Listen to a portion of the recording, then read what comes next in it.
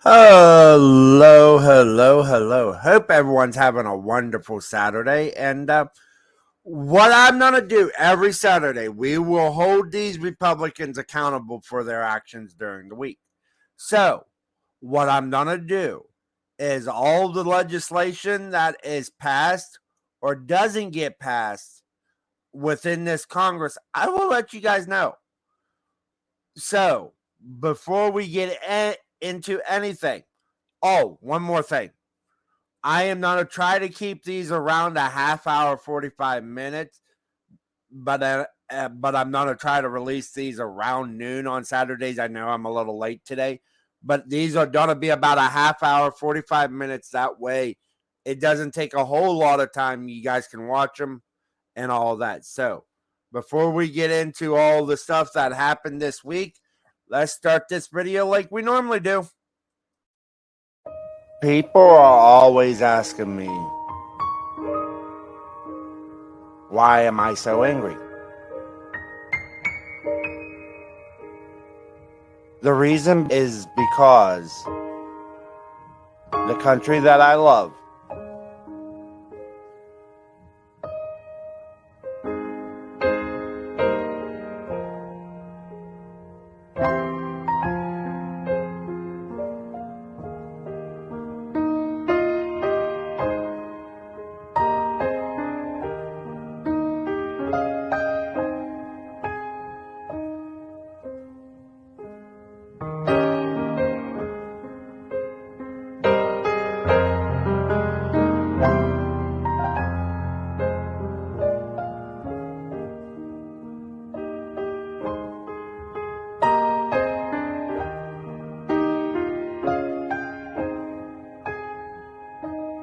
is destroying itself from within.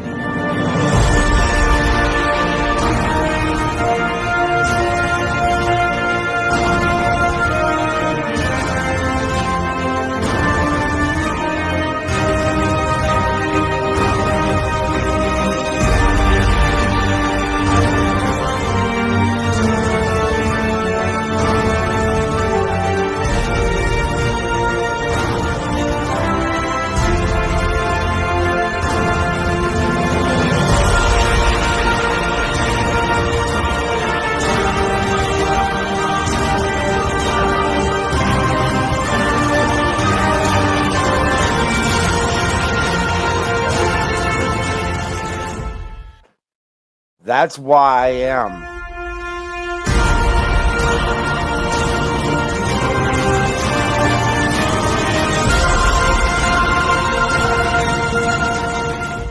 The angry conservative.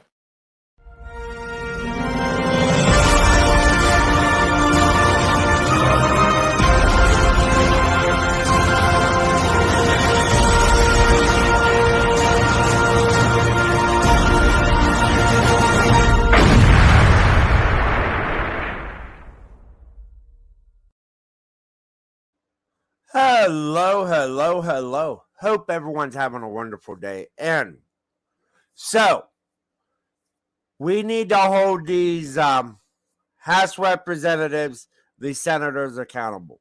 So, every Saturday, you'll get these videos. Like I said, I will try to keep them between a half hour and 45 minutes. That way, it does not take up your time. And every week, what I will do is I'll first show this. This is the bills to be considered on the House floor. Every week, they bring this out. The following are links to texts of legislation scheduled for consideration during the week of January 9th, 2023. For a complete list. All right, HR 23, Family and Small Business Taxpayer Protection Act. House Resolution 11, establishing the Select Committee on Strategic Competition between the United States and the Chinese Communist Party. House Resolution 12, establishing a select subcommittee on the weaponization of the federal government as a select investigative subcommittee of the of the Committee on the Judiciary,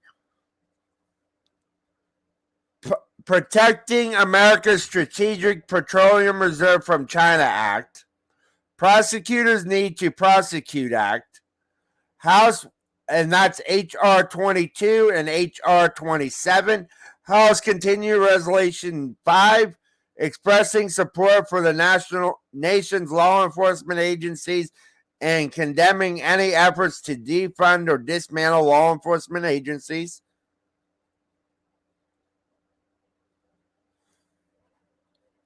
H.R. 26,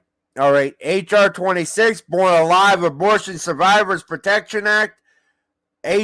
House Continued Resolution 3, expressing the sense of Congress condemning the recent attacks on pro-life facilities, groups, and churches. H.R. 21, Strategic Production Response Act. H.R. 29, Border Safety and Security Act of 2023. H.R. 28, Illegal Alien NICS Alert Act.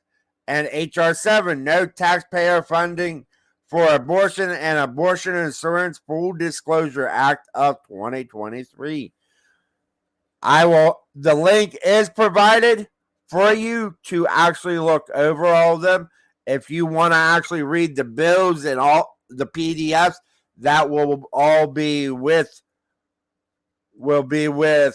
all the stuff. So there are a few of them that I do want to talk about, and I'm going to bring up some articles. But before we get into the bills, I do want to show one thing. And I do believe this has happened already. I could not find any articles, but Kevin McCarthy confirms House panel boot for Schiff, Swalwell, and Omar. And this is from January 10th. So about 4 days ago.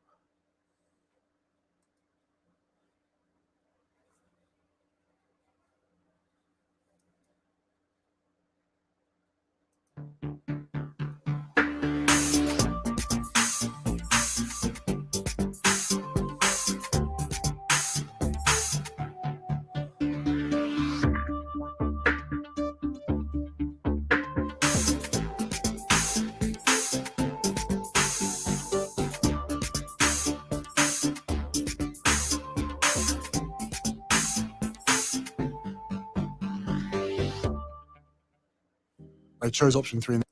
All right. That House Speaker Kevin McCarthy confirmed late Monday that he will make good on his pre-midterm pledge to remove 3 high-profile Democrats, Reps Adam Schiff, Eric Swalwell, and Ilhan Omar from House committees.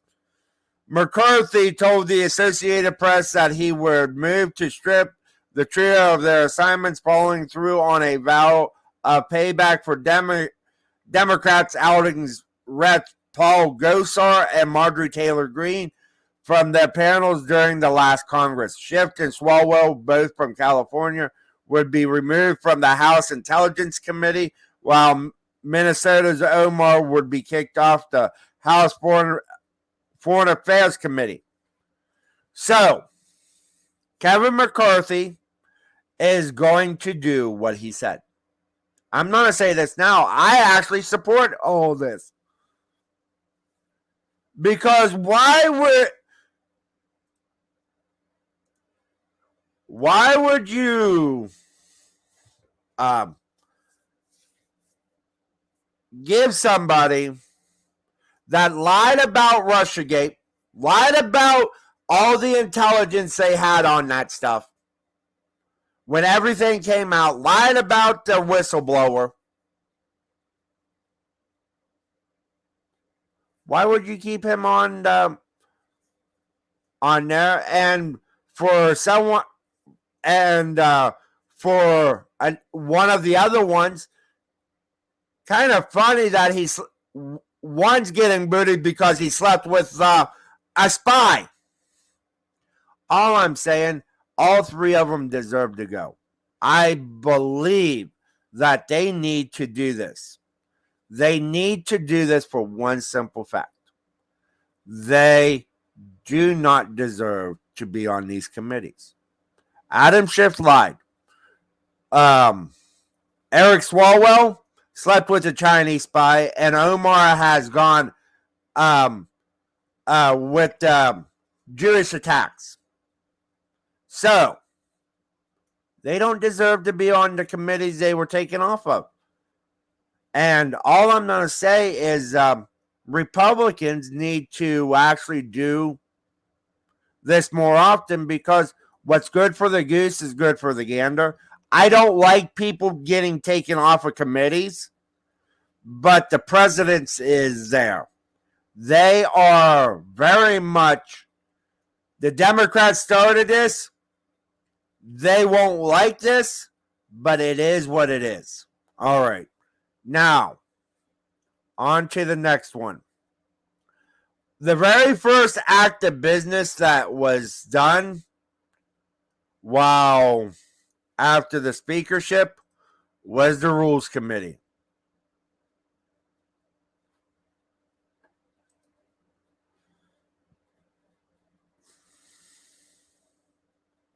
And we're going to see what CBS says about this. So, losing fight to win the gavel, and Republicans have to govern, delivering on promises made in the midterms to win back control of the House, despite infighting that was on full display for the world to watch last week.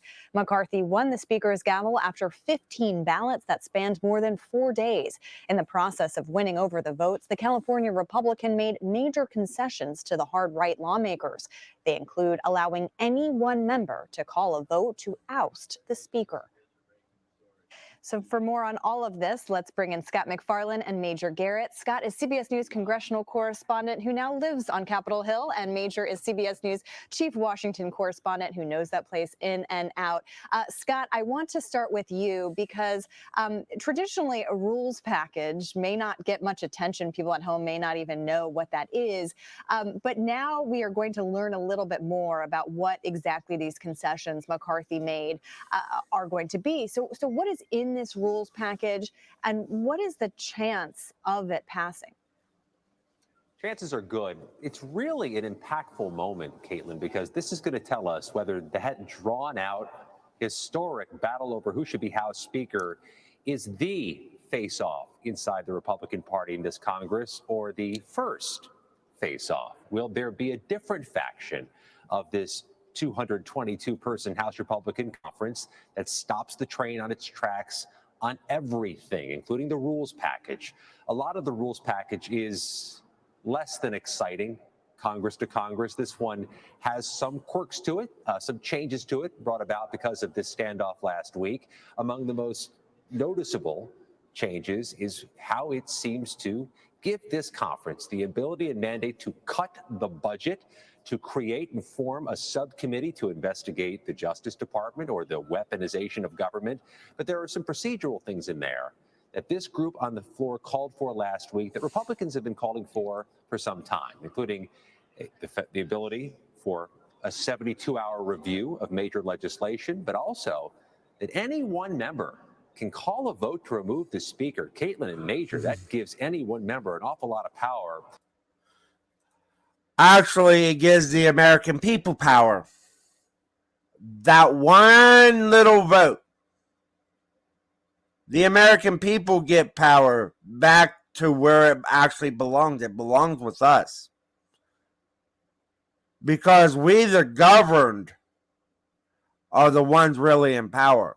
We can go to our representative, tell him that McCarthy's not living up to his end of the bargain, and shut everything down.